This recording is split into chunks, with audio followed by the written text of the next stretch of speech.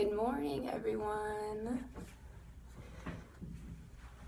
I am in a hotel bathroom right now, trying to talk a little bit quiet. Hopefully you can still hear me, but we are in Pier for the weekend. My husband has a retreat with college students, and so I came with, and he thought he was going to be able to watch our son while I did my live, and schedule changed, and he is not able to be here. So my son is still asleep, and I am just praying that he stays asleep. He's kind of stirring a little bit, but that's why I'm in the bathroom. So I wanted to just get started this morning. First of all, good morning, and thanks for hopping on with me. Feel free to just say hi in the comments when you hop on. We're going to be talking about stress this morning, and I think all of us know what stress is. We all have different things that affect our lives and our different stressors in our lives. Yes, happy Saturday, Angela. Thanks for joining. I looked up the definition of stress, and stress is a state of mental or emotional strain or tension resulting from adverse or very demanding circumstances. So like I said, all of us have things that come to mind when we say the word stress. I don't think all stress is bad. I think there is a healthy level that we can have. I feel like some stress just motivates us to keep pushing forward and stepping into that next level of health, taking that next step of action in our lives. But there comes a point when we are feeling this chronic stress just constantly over time. It can have really negative impacts on our body. So when we're stressed, our body has what's called a stress response. And what happens when our body is going through that stress response, there's adrenaline and cortisol. Those hormones flood the body. Blood pressure, breathing, and heart rate increase. Glucose is released into the bloodstream for energy. Digestion, growth, reproduction, and immune system function are suppressed or put on hold during this time. And then blood flow to the skin is decreased, and pain tolerance is increased. Typically, when our body is in this stress response, what's supposed to happen is our body goes into the flight or fight response. It's going to kick in and it's going to resolve this issue, and you'd be able to reverse many of these processes. However, in today's society, our bodies or life today just doesn't allow us to really enact a full stress response and resolution. So what's happening is we're living in this constant state of stress all the time, and this is where it has really, really unfortunate effects on our body when we're just living in this flight or fight response all the time. Some of the ways that stress can affect our health, there's many of them as I was researching. It affects your brain, it affects your ability to learn, it affects your memory, it affects your focus. Like I said, it suppresses your immune system and causes inflammation in the body.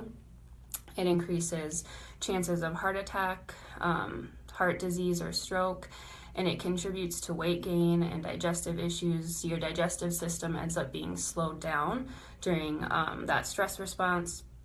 And especially like weight gain or like struggling to lose weight, this is something that I can totally relate with. If you know me at all, you know that I've just really struggled losing weight after my pregnancy.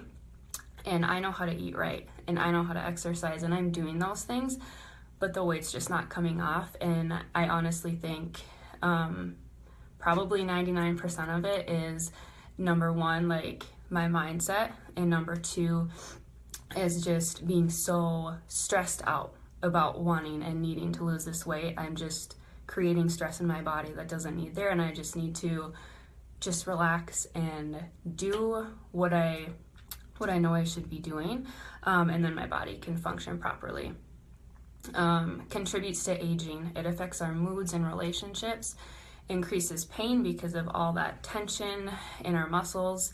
It affects your reproduction functions, especially for women with just fertility issues and PMS. And then if you are pregnant and you're experiencing this chronic stress, it can actually bring higher rates of miscarriage or premature birth. The chronic stress affects hair, skin, and teeth because of those hormone balances, and then it can also contribute to different just addictions, whether that be to drugs or alcohol or other things.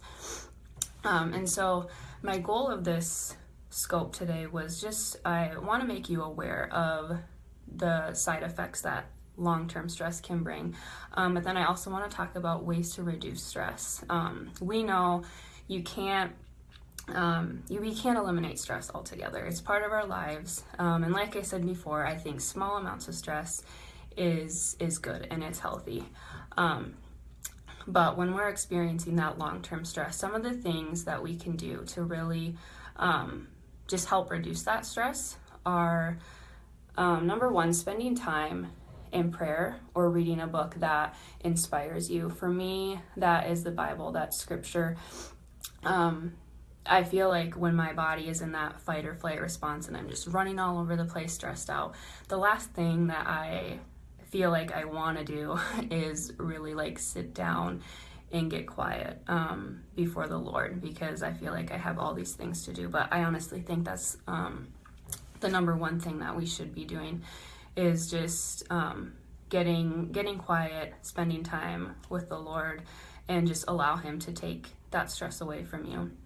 Another thing is scheduling relaxation in your calendar and sticking to it, whether that's like 15 minutes a day or maybe it's one day a week for a couple hours, whatever works for you.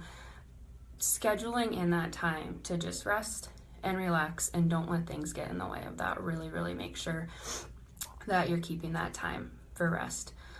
Drinking hot tea, chamomile or green tea or black tea are all very calming to the body. So I am not like a super big tea drinker, but I'm trying to get better at drinking different teas. I also like to make my own with some essential oils as well.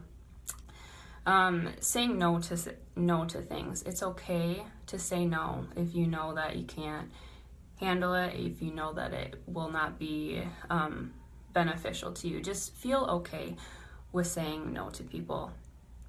Another great thing you can do is short bursts of physical activity, whether that's like running up a flight of stairs or doing a quick interval training workout before or after a stressful situation. That can just really help to expel that extra adrenaline and balance those hormones.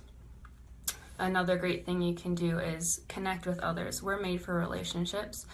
Go get together with some people that lift you up and that encourage you. Spend some time with them. Also, serve someone else. I think in our first video, Kristen might have talked about how when she is stressed out, she would go and do something to just serve her husband, whether that was bringing him his favorite snack at work or something like that. But think about who you can serve. It doesn't have to be this big thing. You don't have to spend a lot of money, but think about how or who you can bless and just put the focus on someone else. And then the last one, or there's a couple left I want to talk about, but sleeping. I actually did last Saturday's Facebook Live on sleep, so you can go catch the replay on that and find out the importance of sleep and how to make sure you're getting enough sleep. And then another great thing that I love to use just for helping reduce stress and calming my emotions is using my essential oils. Lavender is a great one. There's actually been, I think this is one of the most researched oils, is lavender, and studies have been done that show lavender oil can help support healthy blood pressure levels, healthy heart rates, and then also change your brain waves to a more relaxed state. Another great oil that I love is frankincense. Frankincense is very calming, grounding, promotes just a peace and relaxation when I just inhale it. And then the other two that I wanted to talk about are Balance and Serenity. These are two blends that doTERRA has. These are probably my top two oils, along with frankincense. It's hard to pick, but Serenity is very, very calming. This has lavender in it. It also has hoe wood, ylang ylang, marjoram, Roman chamomile, vetiver, and a lot of those oils just have calming properties to them. And then balance is very grounding. A lot of people I know really love balance. It kind of smells like fresh mountain air. I've heard people refer to it like that. But there's some wood oil in here, hoe wood oil, cinnamon, blue tansy flower, and this is already diluted with fractionated coconut oil in there. So those are some great tools that you can use just to really help calm your mood, reduce stress a little bit. Simply by inhaling, they're going to have an instant effect on your body. So I want to get to our challenge for the week or the next few days. I think that you guys will love this one. But for our challenge, I want you to do something that reduces stress. Do some self-care for yourself. Do something to fill your cup. Think about what brings you joy, what relaxes you. Even if it's just like a 20-minute detox bath. We've been hearing a lot about detox baths these couple weeks. I think Melissa talked about one. Using the Epsom salt, the magnesium in there, that's also calming to your body. So sitting in an Epsom salt bath with some Balance or Serenity or some other oil of your choice would be a great thing that you can do. Reading a book that you love that's simply for fun, not related to work at all, or a book that you have to read, but just something to relax your mind.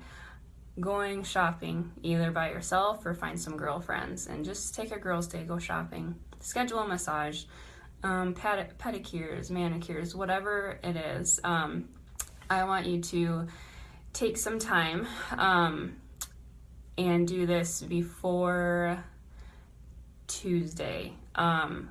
We only have one day left of the challenge, tomorrow.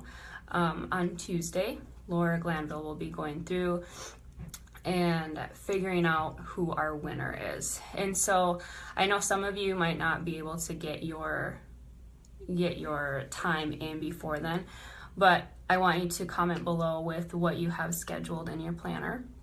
Maybe you're gonna schedule a massage a week from now or whatever you decide. But I want you to do that and then just comment below before Tuesday.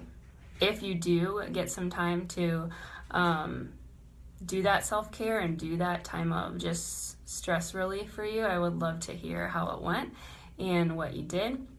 And I want to thank all of you just for being a part of this challenge for us. I can't believe that we only have one day left, but it's truly been like such a joy seeing all of the changes that you're making, and you have been just inspiring me to keep going and keep upping my level of health so that I can best serve the world and just serve others. So thank you so much. I hope you have a wonderful Saturday, and I'm looking forward to hear what you decide to do to reduce stress in your life. Thanks, guys.